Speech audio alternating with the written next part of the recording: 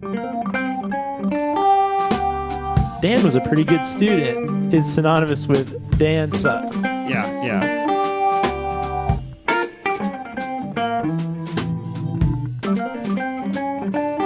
Welcome to Hello PhD, a podcast for scientists and the people who love them. This week, we wonder, can a grad school application really predict which students will succeed? Stay with us.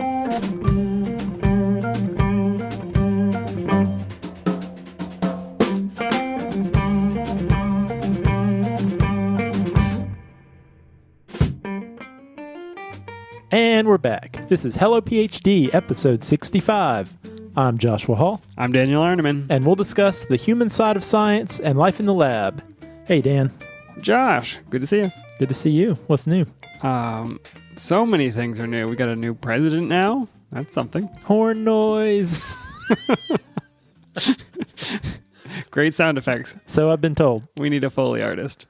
Let's try to keep this apolitical. Yeah, speaking of sound effects, I have in my hand something that will make a very distinctive sound. Would you like to hear it? Let's hear it. Oh, we got a can tonight. Yep. Now, what did you find for us? All right, Dan, I'm super excited about this beer. I think I say that most weeks, but this is actually a special beer for me. This is from Cigar City Brewing in Tampa, Florida. This is the Highlight India Pale Ale. Spell it for everybody because it does not look like it's spelled Highlight. Yeah, it's not, unless you're from Florida and know this beer already, it's not spelled at all like you think.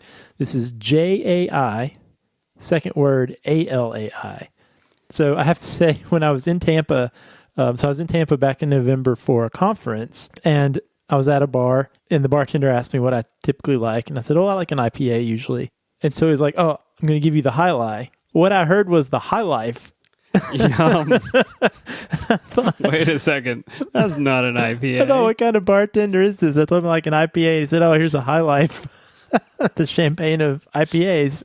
Disgusting. But what he said, I found out later, because actually when he gave me my beer, it was one of the most delicious IPAs that I've ever had, Dan.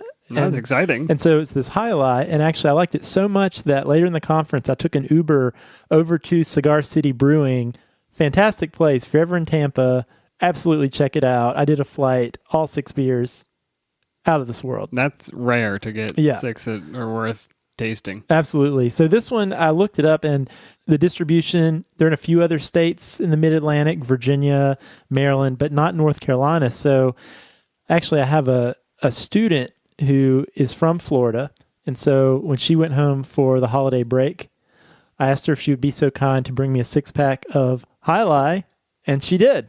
So that's what we're drinking. I feel like you're developing a network of like beer smugglers that bring you beer from different places. Remember we got the special strawberry beer from Louisiana? That's now right. We've got a Highlight. It's not what you know, it's who you know. So Josh, can I taste oranges? Are there actually oranges in it? No, there are no oranges in it, but I like these IPAs that are really floral, really fruity. Yeah, power of suggestion. Just the can is making me believe that it's citrus. Yeah, well, I'm glad that Sophia, I'd like to give her a shout out, that she brought this to us, and glad I could share it with you tonight. All right, well, thank you, Sophia. I'll enjoy this. I'm having mine from the can. You have yours from a glass, because that's how we roll. All right, Dan, are you ready for some science in the news? Always ready. All right, Dan, you might have seen in the news last week that scientists officially declared 2016 as the hottest year on record. Usually breaking records is a good thing. This doesn't seem like a good thing. Yeah, not the best. And, to be fair, it wasn't a very long-standing record because do you happen to know the previous hottest year on record? Was it the year before? It was. Oh, no. 2015, which beat out the previous record of 2014. So now we're 3 in a row. We're 3 in a row. But the interesting thing, Dan, is that almost 20 years ago in 1998, similar to today, we declared that year was actually the hottest to date. But the interesting thing was, from 1998 throughout most of the early 2000s, this warming trend that scientists had observed seemed to slow down or even stop. And some climate scientists even referred to this as a global warming pause. I don't know if you heard of this at all. I did, yes. And so this confounded scientists a little bit, but to global warming critics and skeptics, this pause that was noted in the early 2000s was really, to them, evidence that global warming either wasn't anything to get worked up about or wasn't really anything that was happening at all. Yeah, the models didn't predict it, and therefore the models must all be wrong, and we're all fine. Let's keep emitting whatever we want to into the atmosphere. Yeah, my new slogan, this is fine. Doesn't seem as hot. Today's not so hot. Like the senator who brought the snowball into the... It snowed today. So, but anyway, Dan, this all changed in 2015 when the National Oceanic and Atmospheric Administration, or the NOAA, have you heard of those guys? NOAA, as the cool kids call it. So they published a study in Science, which actually interested me. I guess it makes sense. Government scientists, they're publishing in peer-reviewed journals also. Anybody who can will publish in Science. Right, I guess that's true. No, I don't want to publish in Science. I guess that's true. But in their study in 2015, they demonstrated that ocean surface temperatures, which is a key indicator of overall global temperatures, they found that during the early 2000s, when they previously thought there was this pause, that actually temperatures were likely higher than they originally thought because of flaws in how measurements were taken at the time. Measurements matter. So what was the flaw? Did they figure it out? So it turns out there were several ways that scientists were monitoring ocean temperature. And one of the key ways back in the day... Putting their toe in? Brr! It feels pretty warm to me. One data source were these global ships. And so what they would actually do on these ships is they would draw the ocean water into the engine room, and then they would take its temperature manually there. Okay. Now, if I know anything about engine rooms, is that they have a neutral temperature that is not going to change the... Yeah, so it turns out that this was a widely practiced way of taking ocean temperatures.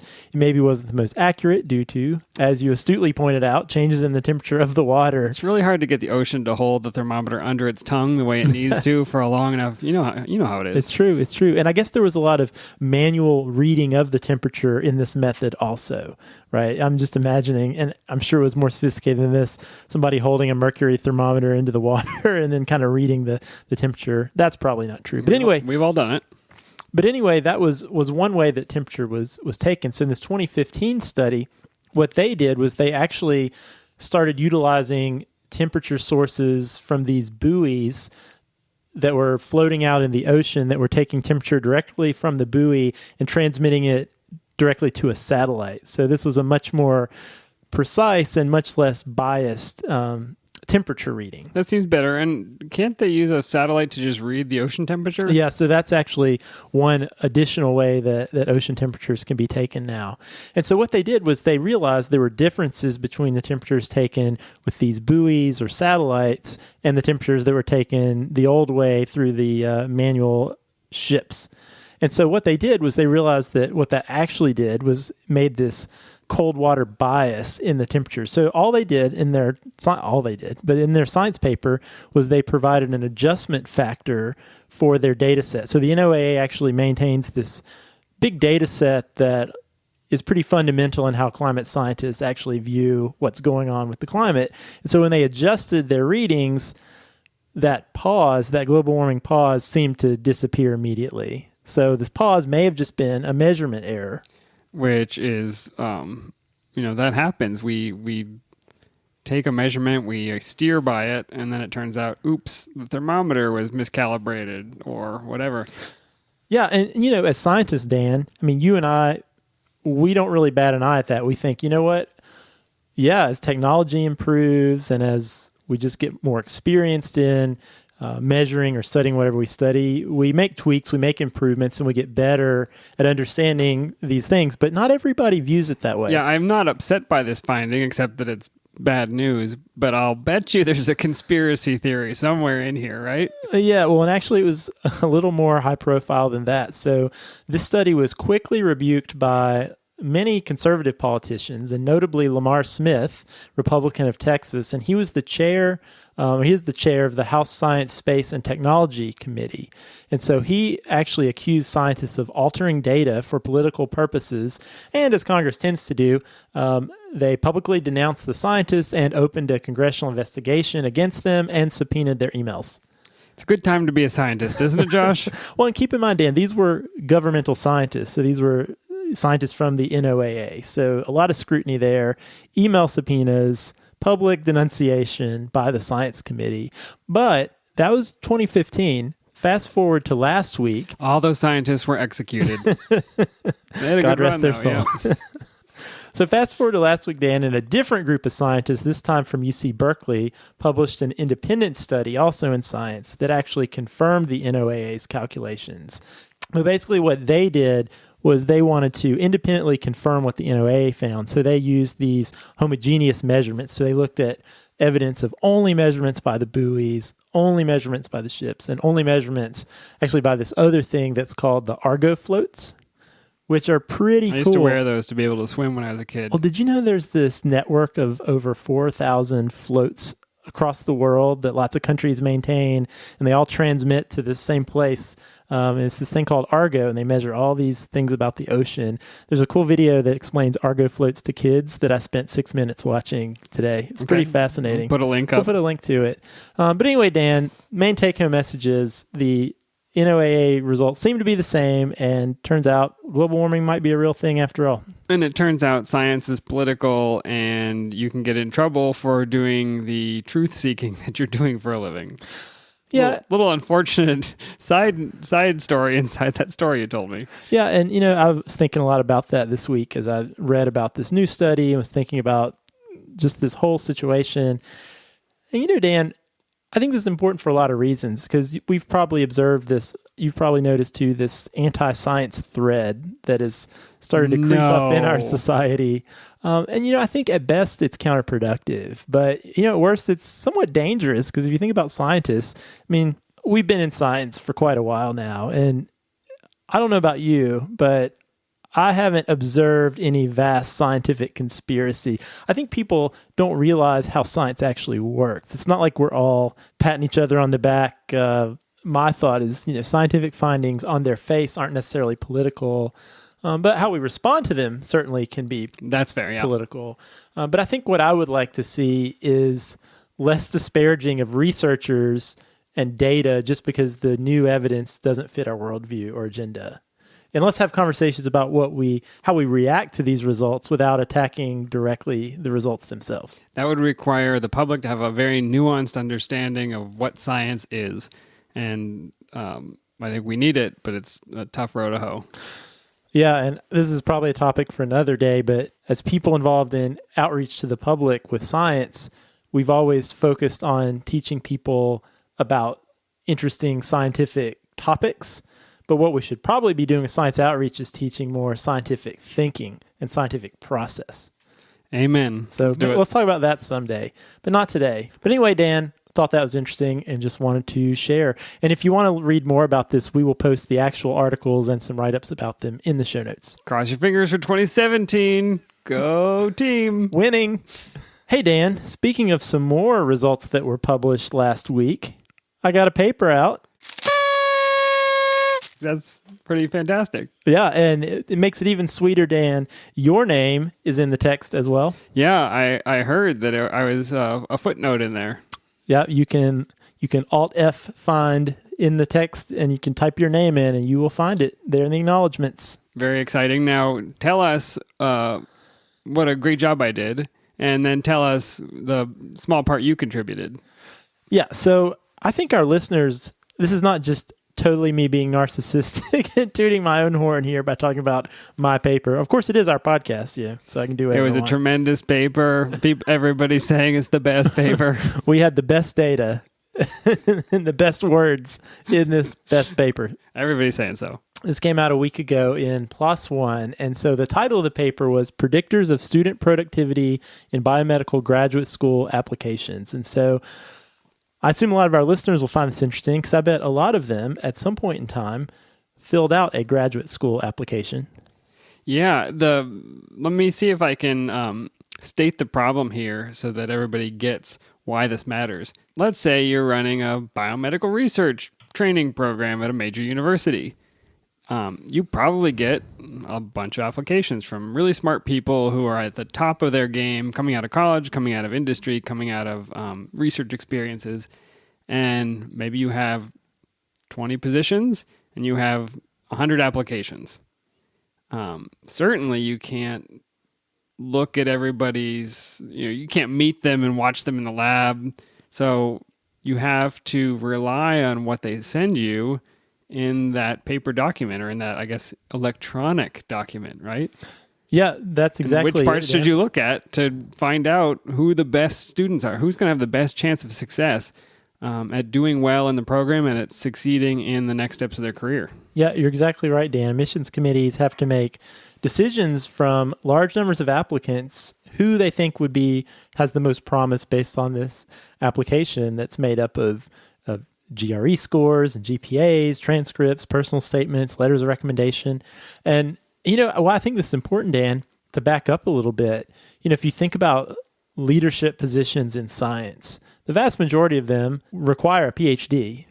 And so essentially you could think about graduate school and the PhD as being a gatekeeper for moving into these leadership positions. So everyone in those positions at some point had to enter through that gate, meaning that they submitted one of these applications and it was reviewed favorably and they moved on to the next level, right? So conversely, if you're not able to make it past that gate, then you're not going to move on to leadership. So PhD is kind of that. It's the gate. The gate. Yeah. Yeah, and it's such a hard problem to parse because a PhD training program is not the same as your undergraduate research. I bet you I could look at your GPA and look at how you did in high school and find out how well you'll do taking classes and taking tests. But it's not just that. It's also how are you going to do research, which is a totally new experience that I don't have a great number to put on. How are you going to interact with people in your lab, with your PI? Are you going to have enough emotional and friend support to get through the really tough times? Are you going to have the ability to write so that you can actually publish your work? I mean, there's no quick answer to this, and there may not even be previous experience that I can just check a box and say, yep, Josh will be great at this. Yeah, you're relying on very limited information to try to fill in a lot of blanks just by looking at these metrics on pieces of paper. And so, Dan, if you think about, as you're talking about things that are important to learn in grad school, one of the things is to critically analyze everything, to ask questions.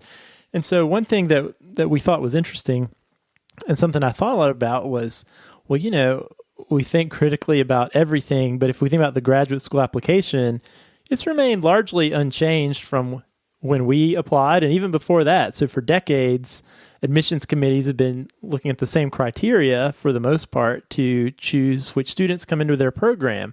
And there's been very little effort to actually assess what are the things that we're looking for and we're asking for in these graduate applications.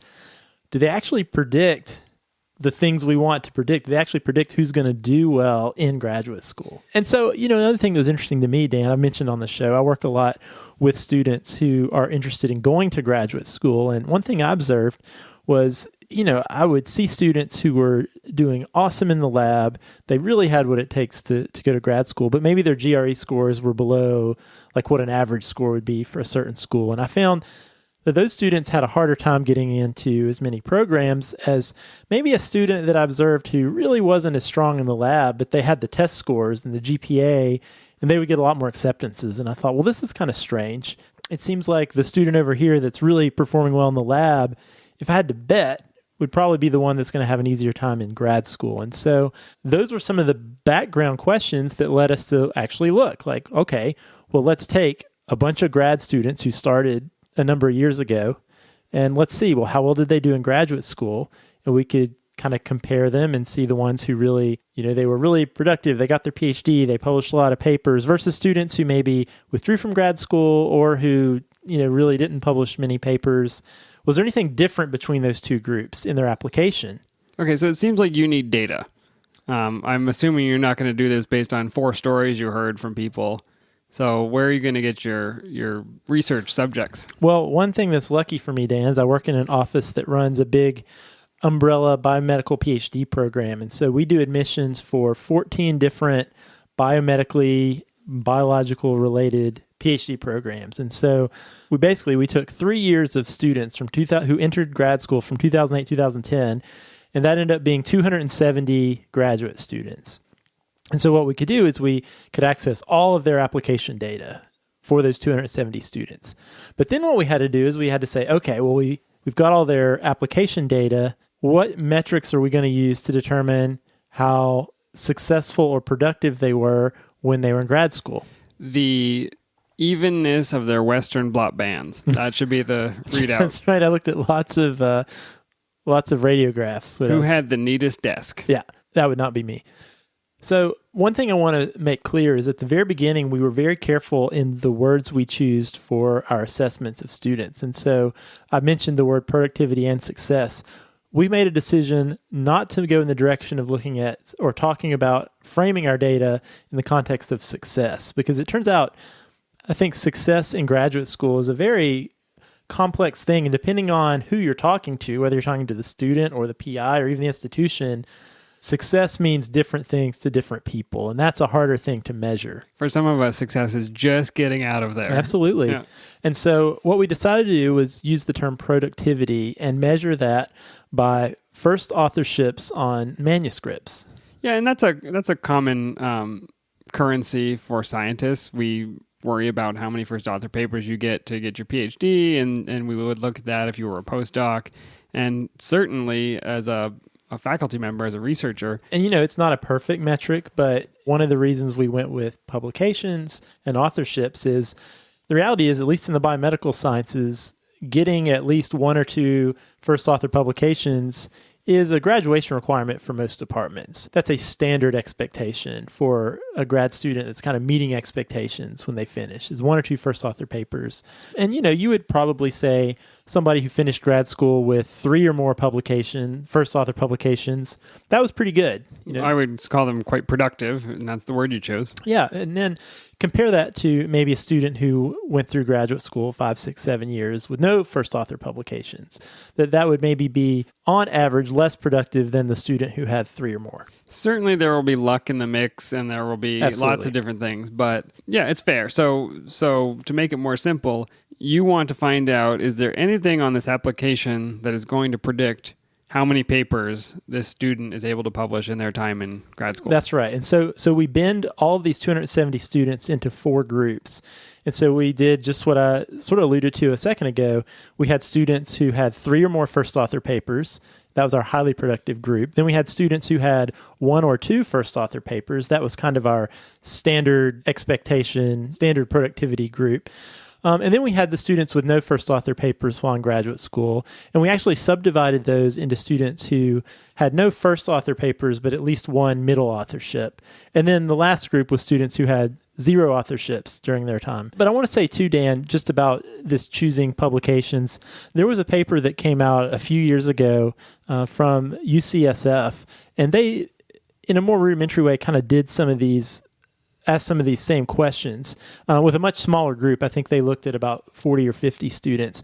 But their output for productivity or success was actually asking faculty their opinions on which students were good, which students were not good. And they divided them basically into 2 groups, high performing and low performing.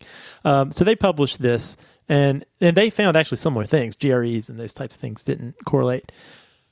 But the interesting thing about that study was some students from UCSF published a rebuttal to that study because they actually took offense because they were using the term success, and the subjective assessments of their own success didn't go over very well with the students.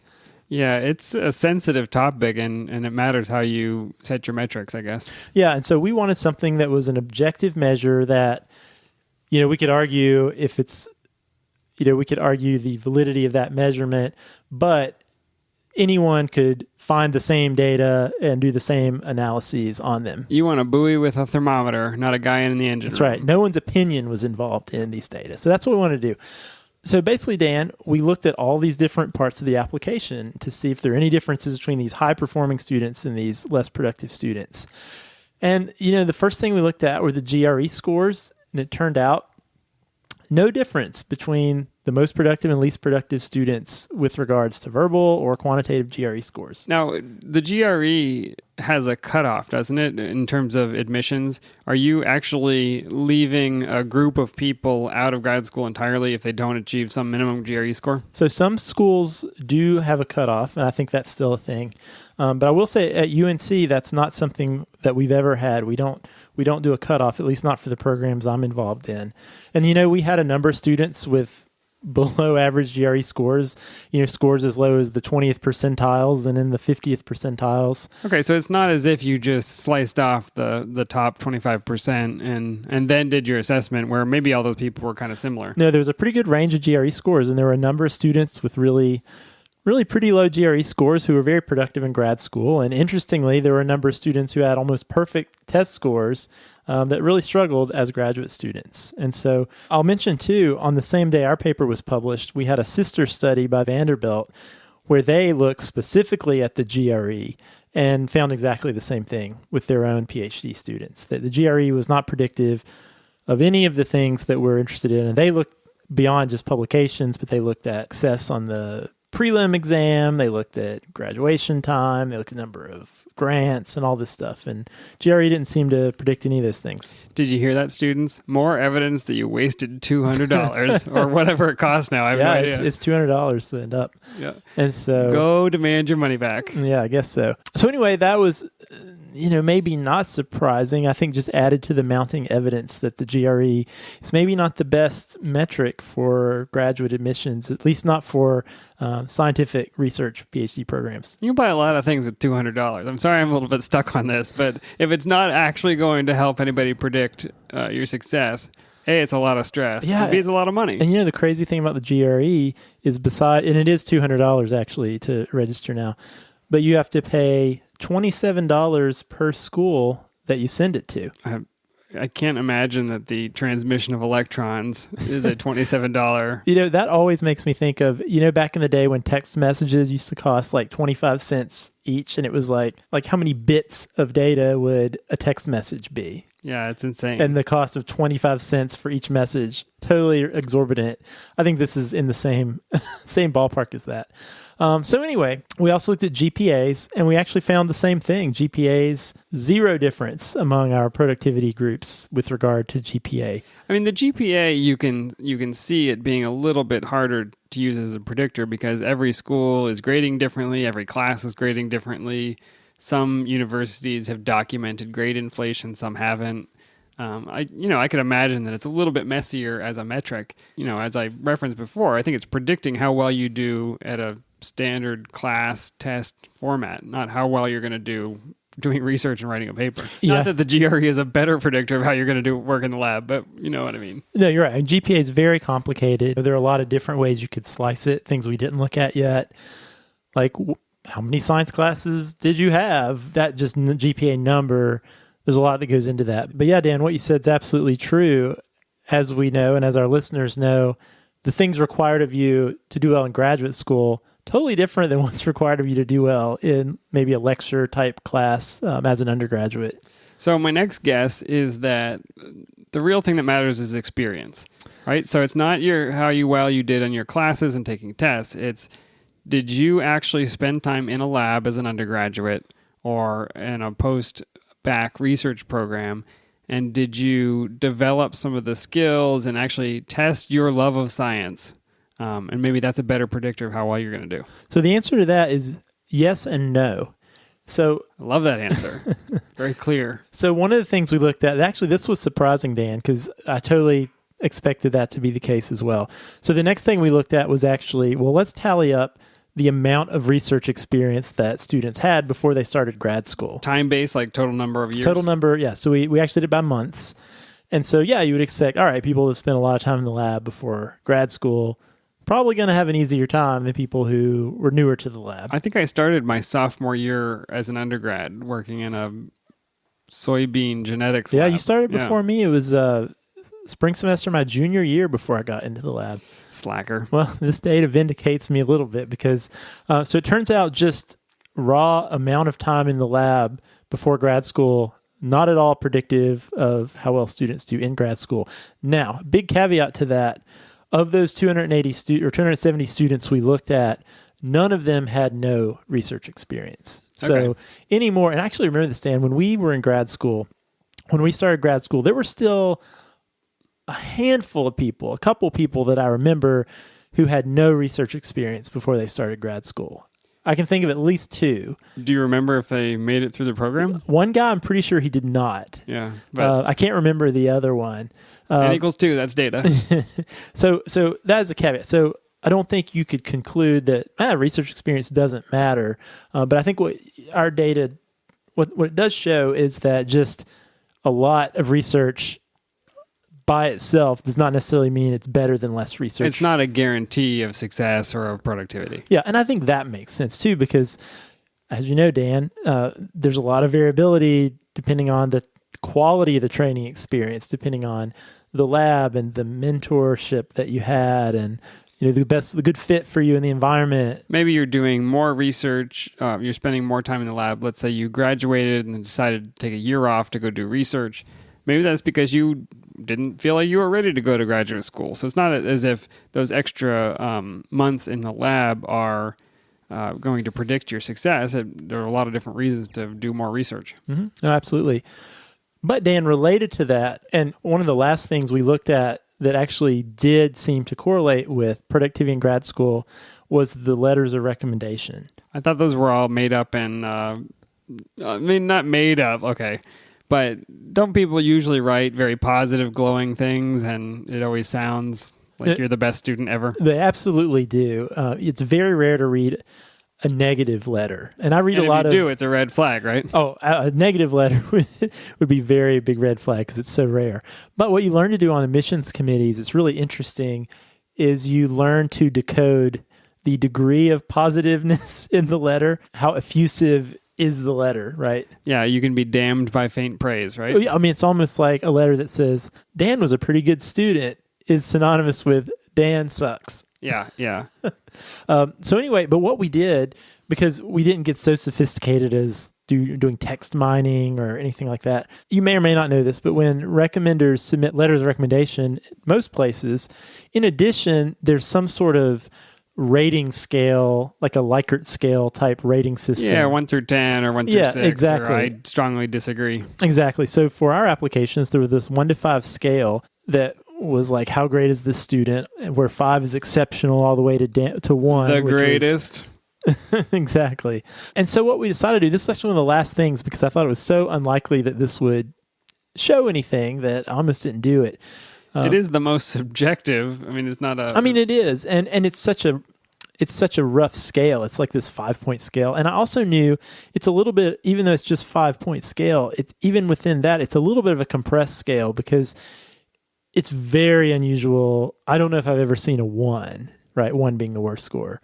Very few 2s. So really 3, 4, 5s, that's where the majority of the numbers lay. So if you think about 3 letters, you're dealing with an average of 3 numbers, most of which are 3, 4, 5. And can that really distribute these 270 applicants? But it turns out the students who had, and very clearly, the students who had the highest recommender scores really were publishing more papers on average than the students who maybe had 1 excellent and 2 very goods or 3 very goods compared to 3 excellents. And I think what that might mean is, and I've written some letters too, is, you're going to write a very supportive letter. But when you're faced with this 5-point scale, you probably are going to reserve that top rating for a student you really do feel like is a top student. And not a top student based on GRE scores or GPA. In a lot of cases, you may not know. You don't know or care, but how well you have observed them actually functioning as a researcher in your lab. Is there a difference in who writes these letters and who fills out these forms? Can I get my barber to fill one out, my wife to fill one out? Or is it, is it only research advisors, or could it be your humanities professor? Yeah, that's a good question. I mean, you could ask those people, but most admissions committees, most of the time there are instructions in the application that these should be letters from individuals who know your professional work, know your research work. So the majority of these are people who have observed you in a lab setting. Now, if an individual's had maybe less than 3 lab experiences, it might be 1 or 2 lab recommenders, and then maybe someone who's like a professor in the department or something like that. The sales rep for the guy who drops out with the pipette tips. Yeah. He loves me. Yeah. But actually, we did that too. We made note of letters that were actually from direct research advisors, and it was the same thing. Okay, well, that's helpful. Kind of the last little piece of data that I found interesting is one feature of graduate admissions that I thought was going to be really useful for figuring out who was most likely to succeed in graduate school were these in-person interview scores. So you remember, Dan, when you applied to grad school, there's the application part, but then if you're lucky, you get your in-person interview. They fly you out. You spend all day going around meeting with faculty. You remember this? Of course I remembered. It was my best time in graduate school. That's true. It was all downhill from there. So anyway, what happens is when you go around talking to these 5 or 6 faculty, it seems like chit-chat and a laid-back good time, but actually they're rating you as well. They're giving a 1 to 5 scale, writing some comments on what they thought about you. Those get averaged together, and that goes to the admissions committee. So our thinking was, well, 5 of our faculty are talking to a person. You would think they could do a pretty good job of sussing out someone's potential from those meetings. Not so much, it turns out. Yeah, I probably would not have predicted that result, but now that I'm thinking about it, it's probably a measure of your ability to BS, right? If I can show up and be charming and get you to talk about your research, but not really reveal a lot about myself, which is what I did. Yeah, I could probably fly under the radar, make you think that I'm really smart and that I'm going to be great at this job. Yeah, no, that's absolutely true. And I will say, again, as we kind of move into what are some caveats to this study, one of the caveats is that we only were obviously able to study students who got in to graduate school. And so the students who applied and were rejected, maybe went elsewhere, didn't go at all, maybe they all would have been terrible. And so the admissions process did a great job. We don't know. Is there any way to find those people, or it'd be too much work to get a hold of them? You could. I think it would be hard. So you have the applications and you have the, what you don't have is where they went and who they worked with. Because as I recall, when we were trying to pull data from PubMed, we took the student's name and the PI's name and did a search query to find out how many papers they had written together. It would require some Googling. I mean, I guess it'd be a little trickier if they, after not getting into grad school, assuming maybe they didn't get anywhere, they did something didn't else. Get into grad school in your program. Right. But I'm saying if they happened to do something else entirely, maybe if they didn't get in anywhere.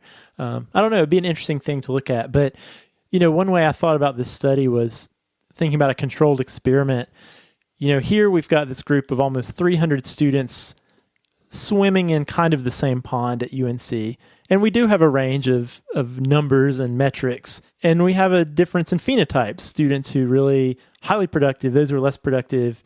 Is there any way we can distinguish them based on these metrics over here on their application? It turns out the answer to that, for the most part, is no, with the exception of maybe some of these recommender ratings.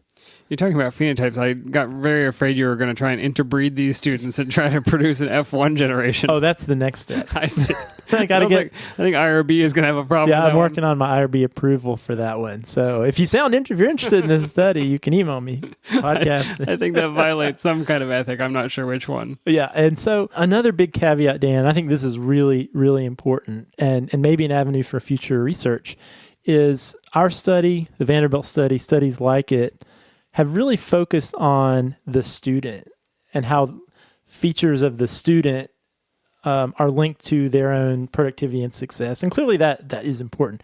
But what it ignores is the contribution of the research advisor. And the lab. Right. And the department. As we know very well on this show, because we talk to a lot of people in our own experiences, you could have a really great student with lots of potential who gets in a toxic lab environment and just bails or just falters because it's not an environment conducive to being productive. Or conversely, you could have a lab and a really great advisor and mentor who really elevates their students. And so getting into that environment, you may be more productive because there's some contribution of the mentor. And that's not something that we have looked at yet. It's tricky. I will look forward to that episode when you answer the question for us. That's a little bit about the study. A couple things about what this might or might not mean. First thing, Dan, and we've beaten this horse. I don't remember which episode we talked about the GRE previously, but there's research out there that different groups, for one reason or another, perform differently on standardized tests like the GRE. And so the more that admissions committees rely on things like the GRE, if results like ours are right, that the GRE is minimally predictive for how well students will do in grad school, the more admissions committees rely on the GRE, all they're really doing is possibly biasing against certain people groups, not to mention socioeconomic groups. As you pointed out, the GRE, not cheap. Asking people to pay a lot of money to take a test that really is not all that useful. But the other thing, Dan, is in an indirect way, these data say something we probably already knew, and that is grad school in the sciences, research, PhD programs, experience seems to matter more than classroom ability. And I think that makes a lot of sense. I think we know doing well in our undergrad coursework did not necessarily prepare us for graduate school. Totally different ball games. Yeah. And then the last thing is, if we think about what we're trying to do with this information, we're really trying to share this broadly with admissions committees across the country. And at UNC, we're using this information to try to change how we do admissions. I could imagine decreasing the influence of the GRE, maybe eliminating the GRE altogether. Save $200, spend it on something else. Well, and wouldn't we rather have our applicants, our future scientists out there spending a little bit more time growing as researchers in the lab than studying their geometry problems and their vocabulary words? Why aren't they good at antonyms? They'll never succeed. So what I want to say is, sometimes when you mention that, like, hey, what if you just eliminated the GRE altogether? There's kind of this instant... Yeah, we're in free fall now. We have nothing to hold on to. You just told me that everything that I was using out of this application is not a good predictor. Well, and so that's the next step too. We're not talking about lowering the bar for admissions, but maybe changing the bar to something more relevant. And so what we should be doing as next steps is, if we determine, hey, some of these factors we've been using on applications aren't all that useful, let's put some effort into thinking about some factors that might be useful. Maybe there are these psychosocial factors like grit, optimism, perseverance, motivation. Maybe some of these things are actually useful and predictive of how well students will do in grad school. And is there any way we can measure these on an application? And just as important, if those things are important for success in the lab, then maybe we could start instituting some training and some development for students in these areas. You have the data on the students that were part of your study, and you were not able to find in their applications predictors of success, but presumably there's some other data about them that may have predicted how many Facebook posts they had. What's the size of their Twitter network? I don't know. Who knows? Who knows, Dan? Like anything else in research, the most interesting questions remain unanswered. But this is an ongoing area of study, and one that we're really looking forward to continuing in the future. So I'll keep you posted. How awesome their pancake recipe is. Hey, I have a great pancake recipe. And you graduated. Look at that. I did. And not to toot my own horn, but I had 3 first author publications. There it is. I think we've discovered it. Pancake recipe deliciousness. Dan, I also wanted to make sure you got your appropriate shout out. Could not have done this study efficiently without Daniel. I was sitting in a coffee shop and I was like, okay, I've got these 270 students and I need to look up their PubMed information on all of them. So, okay, first student, Smith and Jones. Enter 1. And I had this thought, like, I bet a computer could do this a lot faster. I felt so bad for you because you were going to do this one by one, and it was so tedious. You had to click on the next thing and see if these were the same people. So, it was terrible. I don't think the research ever would have been completed. But I actually was sitting there at this coffee shop, and I thought, well, geez, I bet a computer could do this. Who do I know that knows about computers and programming? Daniel. And so I think I sent you a message, and you were gracious enough to share with me your Python skills. And I learned a few things, but you really did the heavy lifting. It wasn't a big effort. It was probably less than 30 You should know lines of that code. for me, it was nothing short of Harry Potter magic that you did. Yeah. Go learn to code, everybody listening. Yeah, so thank you for that. All right, Dan, let's talk about our etymology puzzle of the week. Okay, I'm glad we're here. The clue last week was beware of people infected with this virus. They may fly into a furious rage at the sight of water. Any viruses that cause water anxiety? Water anxiety? I don't know, Dan. A rage? I'm a bacteria guy. I don't know, Dan. Let me know. Well, this is caused by the rabies virus. Oh, rabies that is makes Latin sense. for madness, rage, and fury. And you're familiar with the idea of a rabid dog? Oh, yeah. And they foam at the mouth, and you shouldn't get near them, and they act unpredictably. What's the sight of water, though? That threw me. Well, so this is what's so cool. You know, I like microbiology because these tiny little, not even living things, this virus has such a clever mechanism to reproduce itself. The rabies virus actually can reproduce in the salivary glands, and so it causes this over-salivation. But if the animal or the person could just swallow and drink a lot of water, then it wouldn't be able to propagate as much when it bit somebody. And so it causes the over-salivation, and then it also is able to sort of shut down the swallowing reflex. So at the sight of water, people will report this clenching in their throats, and it causes them to panic. And so, and the same thing must happen in animals. So it's like the sight of water causes them to go into this rage. So one of the other names for rabies, particularly in humans, is hydrophobia, because you have this reaction to seeing water. That is fascinating. I didn't know that. And I almost want to infect myself with the rabies virus just to experience this, to see if this is real. It is, once you show signs and symptoms, it is fatal. So allow me to say, Hello PhD does not recommend infecting yourself with rabies to find out what hydrophobia feels like. Dan, if you see me wandering the streets during the day looking kind of chill, Don't do it. walking through my yard. All right, well, next week's clue is a follow-on. So these two clues are related. Oh, good. I'll read it for you. This mental illness is marked by the frenzied fear that one is going mad. Read it one more time. This mental illness is marked by the frenzied fear that one is going mad. Remember, I'm looking for a scientific word described by the clue, and once you get it, you'll find the literal meaning of that science word as a phrase in the clue itself. If you think you know the answer, email it to puzzle@hellophd.com. I will randomly select a winner from all the correct responses and send the lucky puzzler an Amazon gift card. Excellent, Dan. I will look forward to all the responses flowing in. And you will go try to contract rabies for fun this week. I'm going to do my best. All right, Dan, this was a great show. Got to talk about a little research we're doing. That was cool. If you've got something you'd like to hear us talk about on the show, you can email us podcast@hellophd.com, or you can tweet at us @hellophd. We love to hear from you. You can leave us a review on iTunes. We like to read the feedback as well, and helps people find the show. And I like this Hyali. How do you pronounce it again? Hyali, not to be confused with Miller High Life. Not at all the same. Very different. If you can find the Cigar City Brewing Hyali in a tap room near you or a grocery store, please check it out and thank me later. Well, I will thank you now. It was very good. And Josh, I guess we'll see you in a few weeks. See you in a few weeks.